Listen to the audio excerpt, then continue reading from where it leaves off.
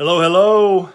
Dr. Barry here, author of Lies My Doctor Told Me, board certified family physician.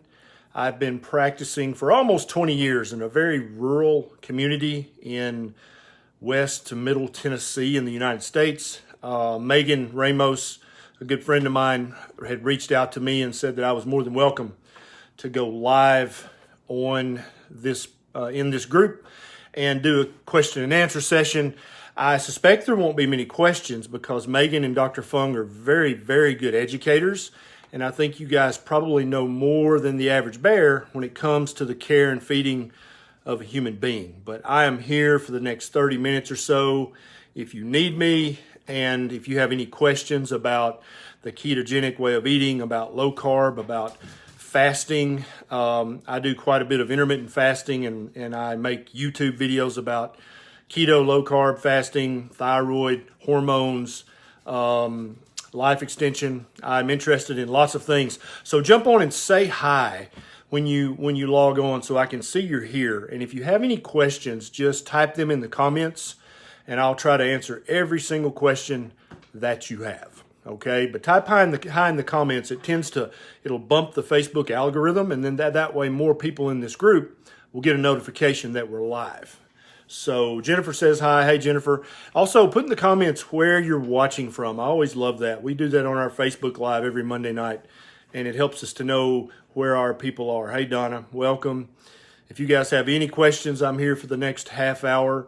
If you're watching this on the replay, feel free to go ahead and leave your questions in the comments.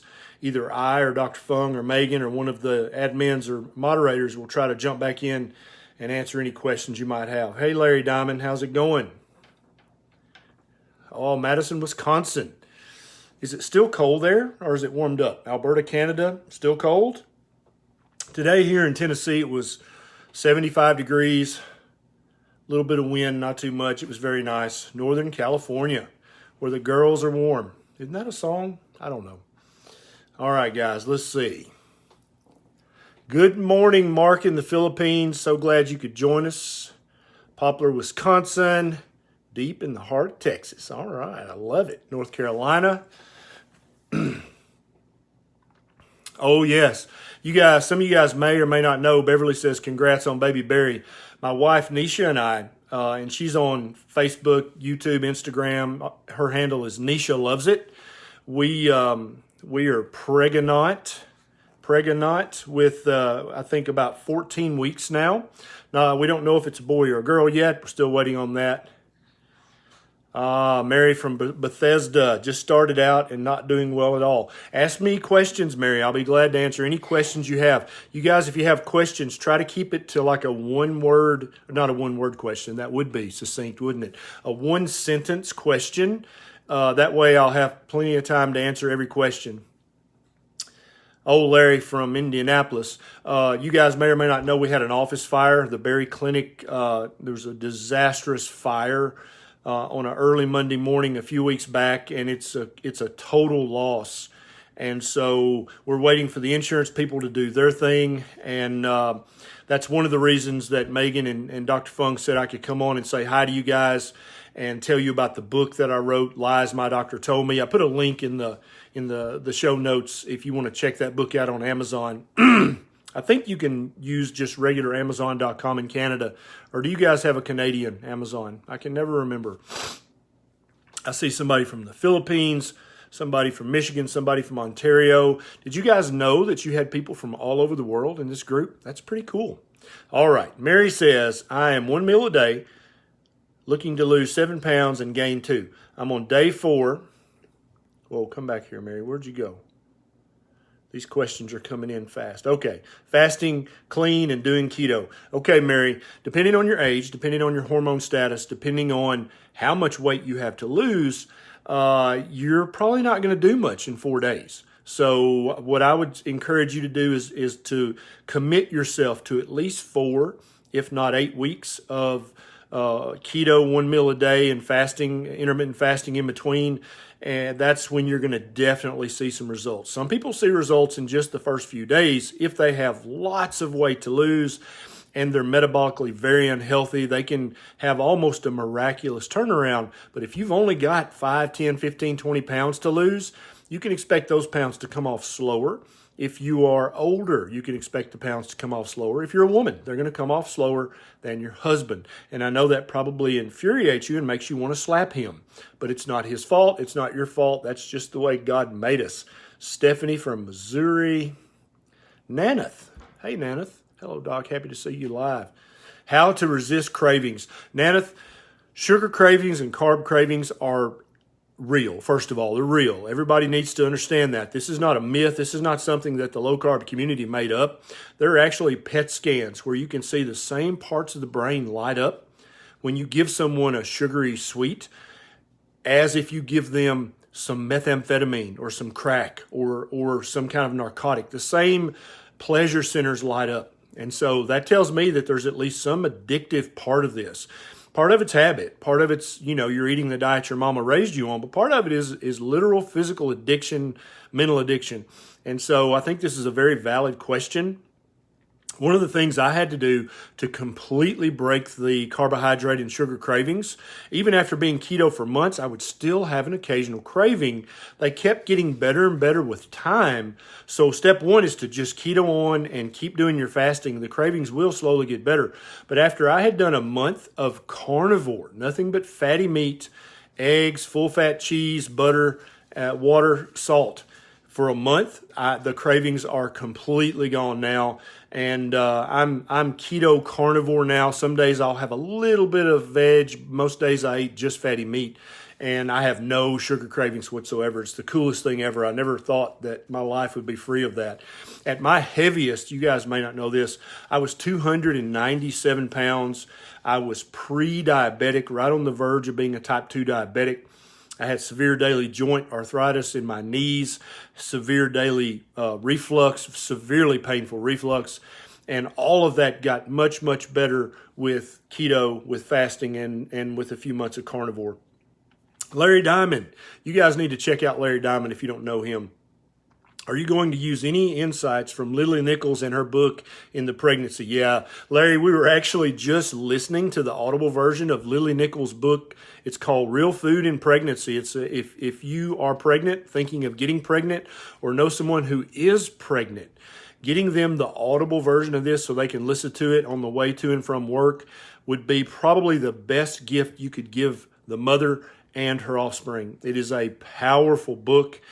I just printed out, Larry, the position paper from the Academy of Nutrition and Dietetics on nutrition and lifestyle for a healthy pregnancy outcome, because Lily talked about that. And I'm going to read this, and I'm going to make probably 2 or 3 YouTube videos on my YouTube channel about it. So yeah, Larry, we're all over that. Nisha's having quite a bit of first trimester nausea, fatigue, just not feeling good, feels carsick constantly. So she hasn't been making a lot of YouTube videos or doing much on her Instagram.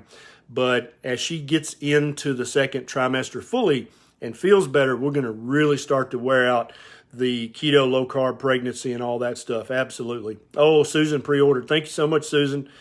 Naneth is from Edmonton. Okay. Anita. Oh, okay.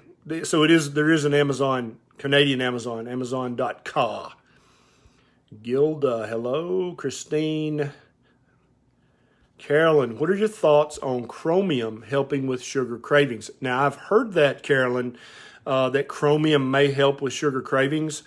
There's a little bit of research that kind of hints at that. I haven't seen any really hardcore research to support that. There may be some, I just don't know about it. But the thing that helped me the most was just to ramp the carbs down and to almost zero. Another big thing is I got all the artificial sweeteners out of my mouth. Now, if you're doing keto and fasting or low carb and fasting, and you're able to use sweeteners like monk fruit extract and stevia and erythritol, and they don't bring back the old carb cravings, then congratulations and keep doing that. But if you're like me, just the taste of the artificial sweetener sometimes will make me have the old cravings. It's almost like it calls back up that old addiction. And so now I'll put a drop of essential oil, like in my unsweetened tea. We use Young Living, and they have a white label that you can actually ingest. It's safe to take internally, and I'll put 1 drop in there. So I have like a lime tea. It's very tasty, and I don't put any sweeteners in it anymore because it makes me have cravings. Beverly says, can keto and fasting help with tinnitus? Or in the South, we call it tinnitus.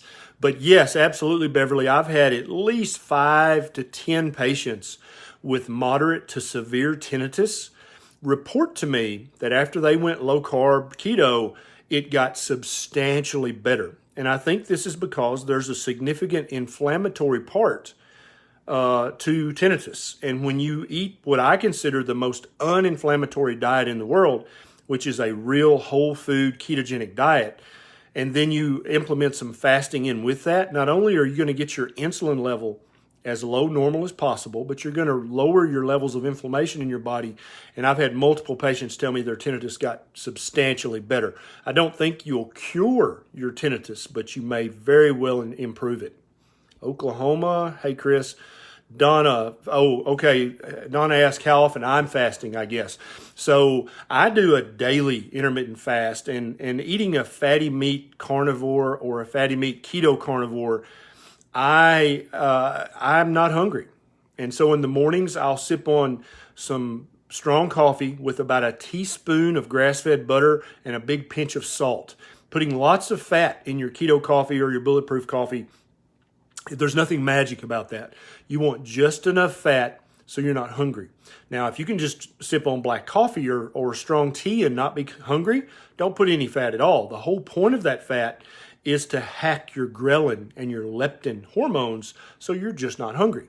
But you also barely raised your insulin level, if at all, and that way you're still technically fasting. And so I do that all through the day, and I'll typically have a 2 or 3 hour feeding window, and I'll fast for 21 or 22 hours every single day. Now, sometimes on the weekend, if we have a lot of family, we're together, I might eat 2 meals a day, but on average, just an average day, I have about a 2 hour eating window each day. I'm full all day long. I'm not suffering. I continue to get slowly but surely leaner. Like I alluded to earlier, that last 10, 15, 20 pounds is very slow to come off. That's okay because I'm also getting all the other hundreds of benefits from daily fasting and from eating a low-carb diet, right? DJ, the name of my book is Lies My Doctor Told Me, Medical Myths That Can Harm Your Health. And I've been practicing as a family doctor in a small town in Tennessee in the U.S. for almost 20 years. And I've seen it all. I've delivered over 250 babies. I've assisted in C-sections and other surgeries. I've worked thousands of hours in the local emergency department. I've done lots of things. I've taken care of hundreds of patients in the hospital, in the intensive care unit, in the pediatric intensive care. I did a couple of months training in the NICU or the neonatal intensive care unit. So I've seen just about everything a doctor can see. And it kind of makes me uniquely positioned to look over the practice of medicine globally and say, wait a minute, this doctor just recommended this to that patient. Is that based on real meaningful research? Does it jive with common sense? Does it agree with the ancestral diet that we would have eaten 50,000 years ago? And so I kind of blend those three things: anthropology, archaeology, common sense, and the available research. And so there are many, and I think there are about 25 or 26 lies in the book. Each one takes up its own chapter. And I just kind of pick these things apart and say, okay, what does the research show actually? And that's what the book's about. So if you guys order that, I hope you enjoy it. And if you do enjoy it, please consider leaving an honest review on Amazon, because that really helps so much. Hey, Kat from Stratford, Connecticut. We're going to be in New London in a couple of months for Keto Fest. Kat, you should come join us. Is anybody going to KetoCon or Keto Fest? And then I think Dan is trying to get a Canadian event together that he's asked me to speak at, and I'm going to try my best to be there if Baby Barry will allow me to do that. Michelle says, what are the top 3 pieces of advice you give someone starting out on this new eating lifestyle? That is a wonderful question. You're from Florida. Okay, Michelle. Step 1, get rid of all sugars. So that includes locally grown organic honey, organic non-GMO agave nectar. All of those things are just sugar. They sound, oh, it's very natural and very organic. And back when I ate paleo 5 or 6 years ago, I would wear the local honey and the organic agave nectar out, thinking I was really eating healthier. But really, I could have just eaten a honey bun. There's no difference, really. And so step 1, get rid of all sugars. Step number 2, get rid of all grains. And this includes wheat, rice, oats, corn, quinoa, amaranth, millet, rye. All of these grains are seeds, and every one of these seeds has defense mechanisms because the seeds are the plant's babies. They don't want you to eat their babies, and so they'll put lectins, phytates, gluten, all kinds of things in there that will inflame your gut or inflame your joints or inflame your skin or inflame your brain. And so any grain is going to slow down your progress. Plus, even if it's a whole organic grain, it still ultimately breaks down into glucose and fructose. That's what all carbohydrates are made of. And so that's why eating keto or low carb, you get very few carbohydrates, because even the carbohydrates in broccoli, a lot of people don't know this. What do they break down into ultimately? Fructose and glucose, just like the sugar in a honey bun. And so really, carbs are carbs, whether they're in a cheap 59-cent honey bun or Twinkie, or if they're in organic, locally grown broccoli, you want to minimize the carbohydrates. Now, you don't want to eat any of the crappy garbage like honey buns and Twinkies. You can have some broccoli, but you don't want to eat too much of any carbohydrate because our body's just not made to tolerate that. So step 2, remove all grains. Step 3, remove all industrial seed oils. And I think we need to all start calling them that. Stop calling them vegetable oil, because there's no vegetables in them. They are the seeds of plants like canola, peanuts, soybean, what's some other ones? Safflower, sunflower, even grapeseed oil. They have a terrible omega-6 to omega-3 ratio, and they're quite inflammatory to your body, and I just don't think they're ancestrally appropriate for human beings to eat. Anytime you have to send a product to a factory and expose it to heat and pressure and chemicals in order to make oil out of that, that's not a natural oil. And so I'm a big advocate of natural, healthy fat oils like lard, like tallow, like suet, like avocado oil, like coconut oil, butter, ghee. These are real fats that our ancestors have been eating for tens of thousands of years. You can make avocado oil or olive oil or coconut oil on your stove at home with the fresh raw fruits. So that's real fat. But if you have to send it to a huge multi-million-dollar factory and expose it to hexane and detergents and deodorizers and things to take the color out, bleaches, that's not natural. That's not real, and it's going to be very inflammatory for your system. That's step 3, is remove all industrial seed oils. Step 4 is to constrict your feeding window. And so with that, you might start out and you have a 12-hour feeding window. And then after a week of that, you go to a 10-hour feeding window. Do that for a week. Go to an 8-hour, then to a 6-hour. And for most people, when they get to a 6-hour feeding window or an 18-hour fast, that's when it really kicks into high gear. You get the benefits of a low normal blood sugar, a low normal insulin level. All your hormones tend to move in the right direction, and you initiate something that Dr. Fung talks about all the time, autophagy. And if you're just now hearing that word, you need to Google that. That is a huge deal for helping you to prevent cancer, to get rid of redundant, loose, flappy skin, to get rid of old mitochondria, old cells, old tissues that you don't need anymore. You can make those go away by getting your daily fast up to 18 hours.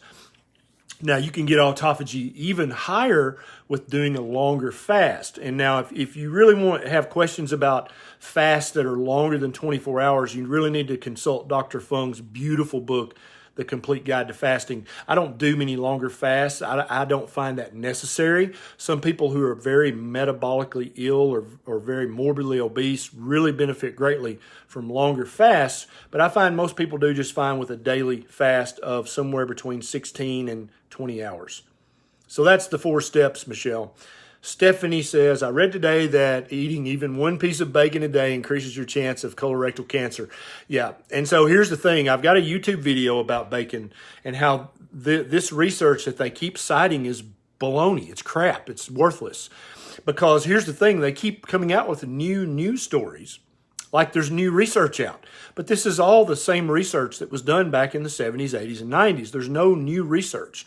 And so they would take these people, and the research studies have huge numbers of participants, 200,000, 212,000, I think, in this one. And so they'll give them a food frequency questionnaire when they first sign them up in the study. And then they'll follow them for the next 5, 10, 15, 20 years. But they only do the food frequency questionnaire one time. And so in some cases, they're pretending that these people still eat like they ate back in 1985. Now, I want any of you guys, do you still eat like you did in 1985? Because I surely do not. And I don't think most people do either. I think people's diets change all the time. And so to pretend that you can somehow tease out a meaningful conclusion and point to causation like, oh, this person ate one extra piece of bacon a day back in 1985, therefore bacon is bad for you. These are association, correlation studies. They're epidemiological studies that don't prove anything.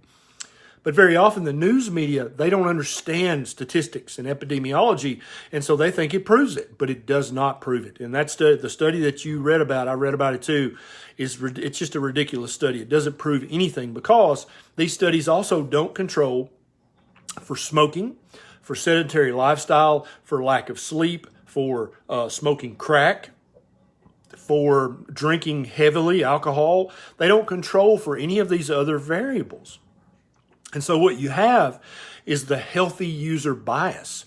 And so if someone is trying back in 1985 to eat very healthy, well, they're also not going to smoke, and they're also going to work out or play soccer or do some sport. And they're also going to not take drugs and not drink alcohol. But these studies don't take all that into account. And so you wind up with these false correlations that do not prove causation in any way. And I would posit that they don't prove correlation in any way because they don't control for any of the other very important variables. Good question. Molly, do you think a Dutch test is worth the money? A Dutch test. Molly, I don't know what a Dutch test is. Give me more information on that. That may be a term I'm just not familiar with. Brenda, yeah, my book, she says, wondering if your book would pertain to Canadian doctors as well. Yes, and here's why. Most other countries, and a lot of countries, this kind of, it's offensive to say, but it's really true. The U.S. kind of leads the way when it comes to medicine and science. Not that we're right, but it's like I guess we're just so big. I don't know why, or maybe we're just so mouthy and we're so vocal and we're so outspoken that other countries just tend to take on our guidelines. And so when the American Medical Association or the American Heart Association or the American Diabetes Association, when they put out guidelines, other countries just tend to kind of adopt them. Like, well, if the U.S. is doing it, then it must be okay. We're going to do it too. And so I think that a great many of the lies that I talk about in my book would also be told by Canadian doctors as well and doctors in other countries. Hey, David, how's it going? Oh, David's in Tijuana, Mexico. David, I hope that you're supposed to be there and you're behaving yourself because now the whole world knows you're in Tijuana. Mary Ryan, I'm 54. Should I try to extend my fast? Yeah. So a 54-year-old woman, Mary, it's just going to take longer, okay? And I don't even want to word it that it's going to be more difficult. Don't even think about it that way. It's just going to take longer because you're a 50-year-old woman. Your hormones are different now than when you were 40 or 30 or 20. When you were 20, you could probably miss a meal and lose a pound, right? But as you get older, that doesn't work that way anymore. And so you have to just be patient. If you're 54, that also means that you might have a gray hair or two, which means you should have more wisdom and patience. Right? And you need to use that wisdom and use that patience to know that you not only are you reaping hundreds of health benefits by fasting and eating low carb, you're going to lose the weight. It's going to come, I promise, but you're getting all these other benefits. So never forget the other benefits that you're getting from this way of eating or this way of not eating, right?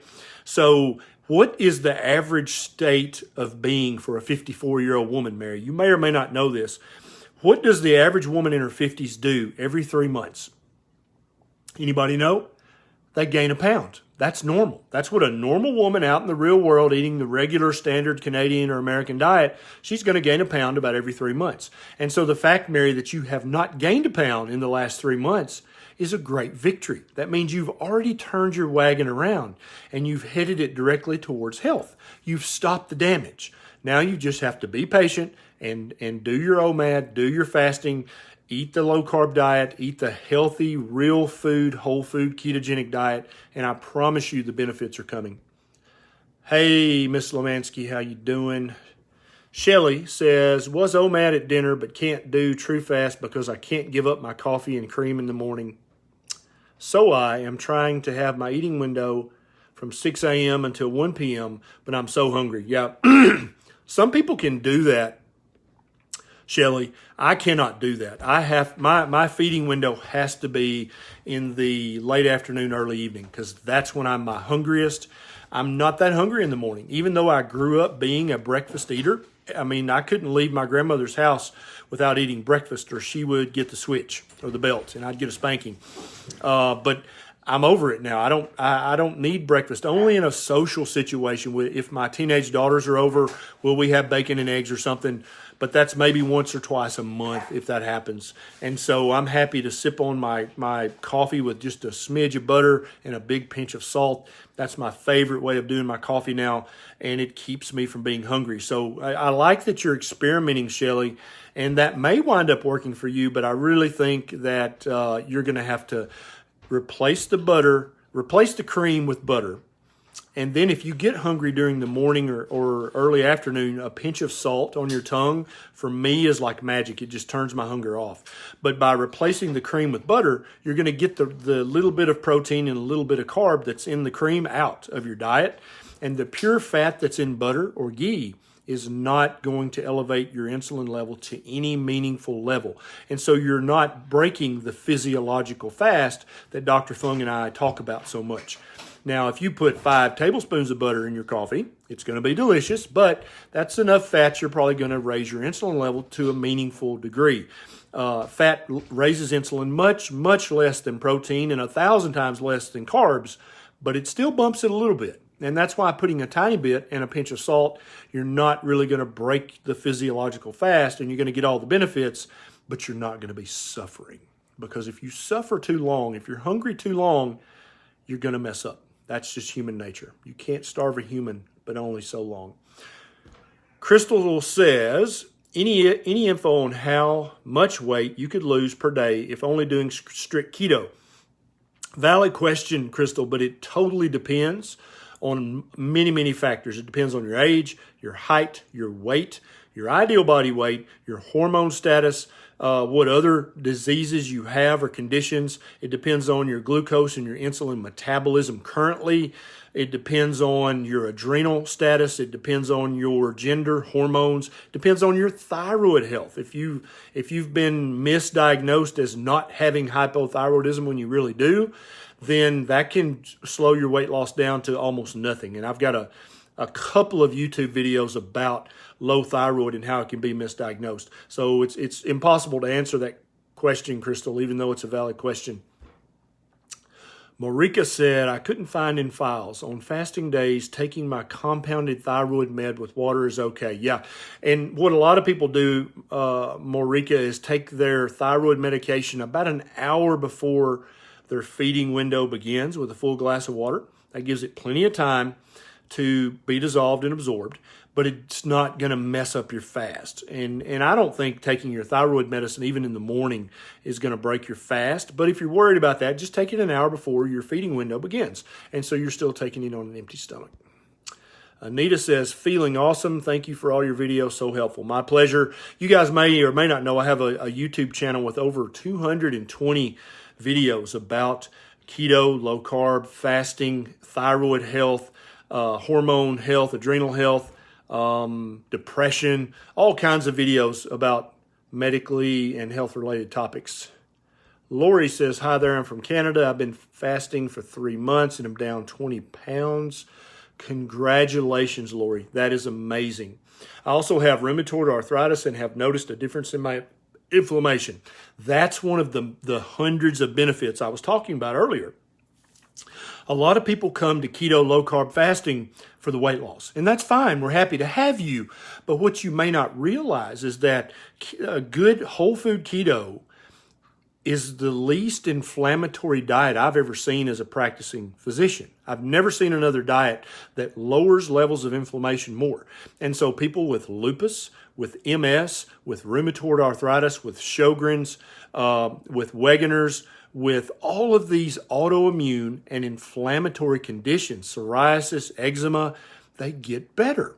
And it's not magic. It's just because you've lowered your insulin, you've optimized your other hormones with your diet, and you've lowered the inflammation in your body. And it's a very powerful way of eating and way of living. And that's why I'm such a huge proponent of it. If Big Pharma, the big drug manufacturers, if they could bottle a pill and patent a pill that does what keto low carb fasting does, they would make $500 billion. But they can't, because you can't get this in a pill. You have to eat this way, and you have to not eat this way. This is how human beings are meant to eat. We're meant to eat lots of fatty meat, and we're meant to not eat many carbs, except maybe in the fall of the year when we're trying to put on fat for the winter, right? Think about it. 20,000 years ago in Canada or most parts of the U.S., in November, December, January, what carbs would you have access to? What carbohydrates? None. Zero. If you're in Russia, Norway, Sweden, Finland, the UK, what carbs would you have access to? You might have some tubers you scraped up that you saved that would be so fibrous and chewy you'd break a tooth on them.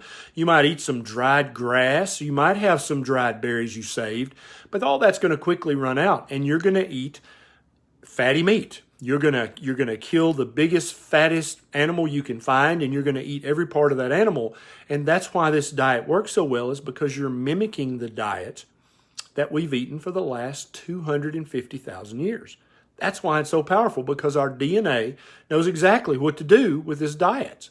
But if you start adding in lots of processed carbs, industrial seed oils, sugars, grains, lots of fruits all the year round, that's not ancestrally appropriate, it's not healthy, and it's going to lead to metabolic disease. So yeah, absolutely, Lori. I've seen multiple people with autoimmune conditions have a great improvement in their condition. They've been able to either lower or stop their medications, even the biologics. They've been able to lower or stop or increase the episodes between their treatments, which is wonderful. And then also, when they do have a flare-up, the flare-up is not as severe, and it's less often. And that's wonderful. If you have something like rheumatoid arthritis, what a miracle it is to not have constant flare-ups. And then when you do have a little flare, it's minor. It's not a big deal anymore. I mean, can you imagine if any of you guys who don't have a disease like that? It's miraculous when you start eating this way. I love it so much. Hey, Sarah from South Georgia. Hey, Jan from Kansas. Candy says, I just ended a 37-hour fast today, and when I ate, my feet turned suddenly cold. Ever heard of this? I have not heard of that. I'm trying to think of any kind of physiological reason for that.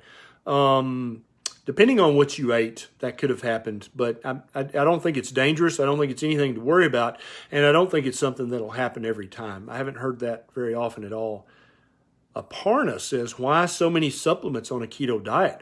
Aparna, you and I are going to be great friends, because I believe if you're eating a real whole foods ketogenic diet, you don't need any supplements at all, okay?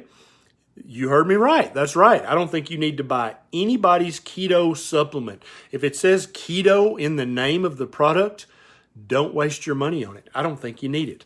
I think we need our minerals and our electrolytes, most of which you can get from your food, especially if you're eating grass-fed, pastured eggs and butter and beef and lamb and pork. You're going to get all of those things.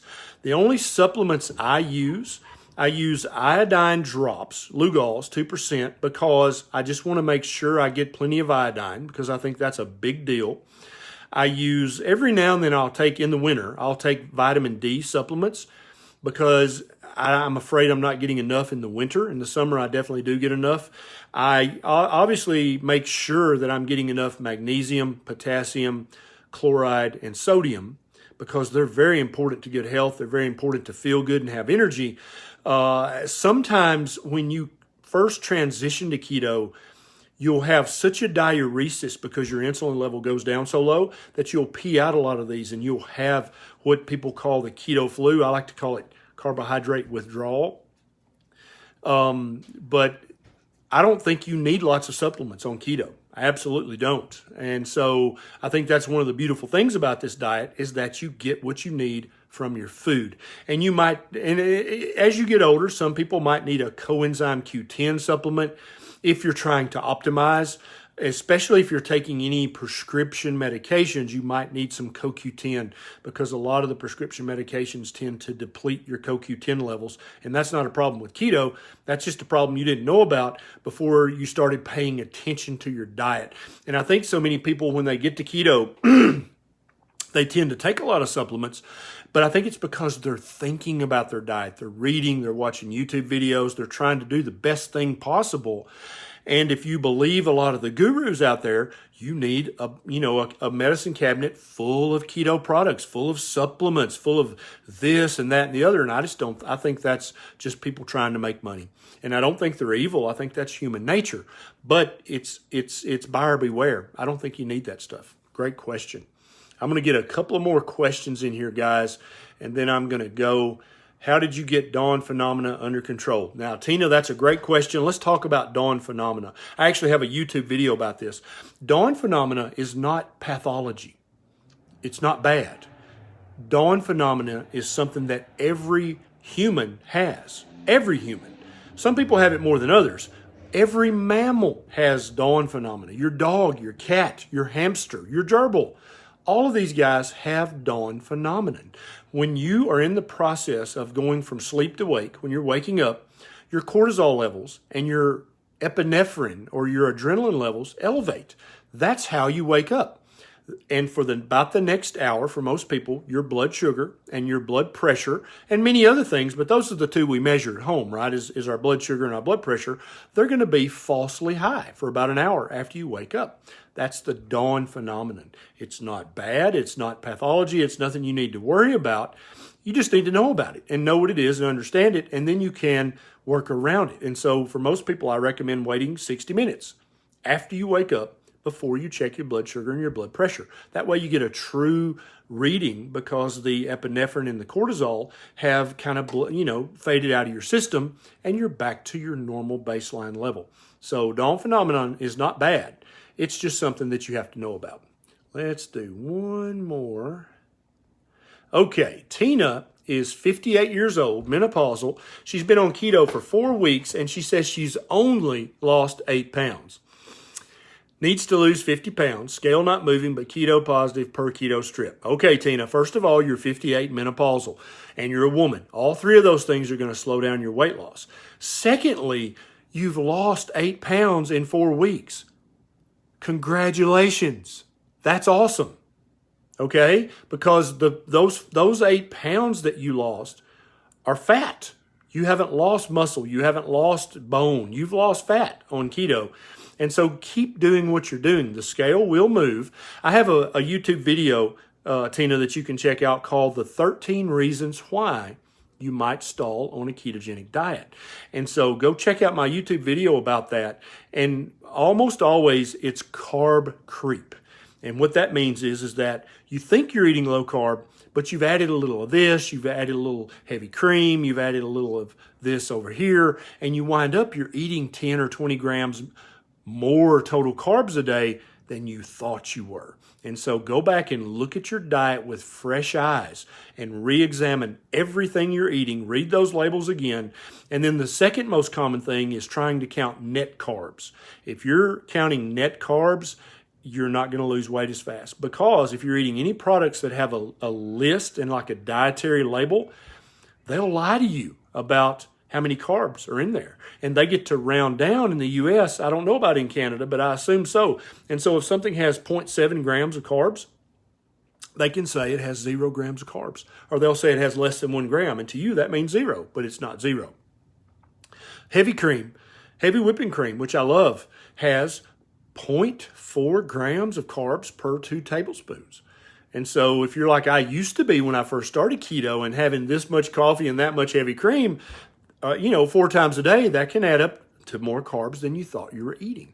And so go back and look at your diet with fresh eyes and then count total carbs. Don't play the net carb reindeer game, because that's going to slow down your weight loss.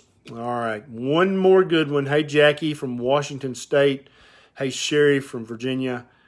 Patty's doing carnivore. And now I'll tell you guys, let's talk about carnivore for a second, because it's becoming very popular. I consider if this is the ketogenic diet, then I think carnivore is a subset of the ketogenic diet. Keto is low carb. Carnivore is essentially 0 carb, right? And so if you're doing okay on keto, but you're not having the weight loss you'd like, lower the carbs. And so for some people, they can eat under 50 grams of total carbs a day and do great. They can lose weight, feel better, everything does great. For some people, it's got to be 20 or less grams of carbs a day. For somebody like me, who used to be pre-diabetic and 297 pounds and is very, very insulin resistant, if I eat more than 5 grams a day of total carbs, I'll start to get inflamed and I'll start to get heartburn and I'll start to get puffy.